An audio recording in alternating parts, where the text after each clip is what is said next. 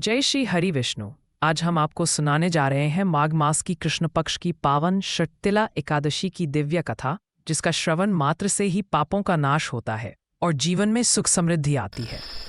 प्राचीन समय की बात है। एक नगर में एक धर्मपरायण ब्राह्मण स्त्री रहती थी।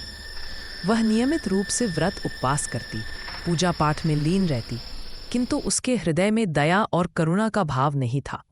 वह स्वयं तो धर्म करती थी, पर कभी भूखे को भोजन नहीं कराती थी, ना ही किसी जरूरतमंद को दान देती थी। एक दिन भगवान श्री विष्णु ने उसकी परीक्षा लेने का निश्चय किया।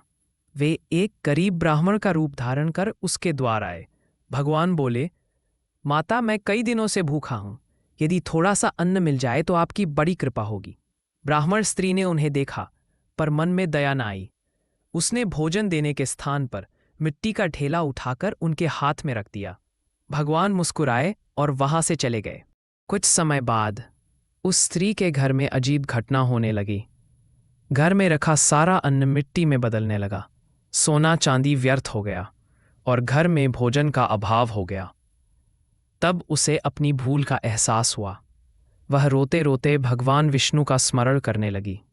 उसी रात भगवान विष्णु से स्वप्न में दर्शन देते हैं। भगवान कहते हैं, तुमने व्रत तो किए, पर दान और करुणा के बिना धर्म अधूरा होता है। माघ मास की कृष्ण पक्ष की षटतिला एकादशी का व्रत करो, तिल का दान करो, भूखों को भोजन कराओ, तभी तुम्हारा उद्धार होगा। भगवान बताते हैं कि इस एकादशी में तिल तिलहन के 6 विशेष प्रयोग होते हैं।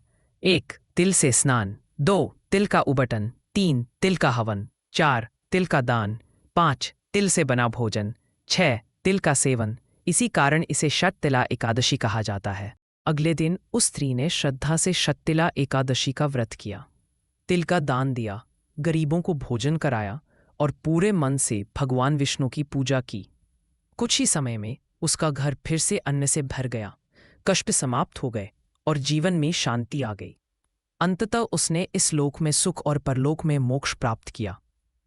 इस कथा से हमें यह शिक्षा मिलती है कि केवल पूजा पाठ ही नहीं, बल्कि दया, करुणा और दान ही सच्चा धर्म है।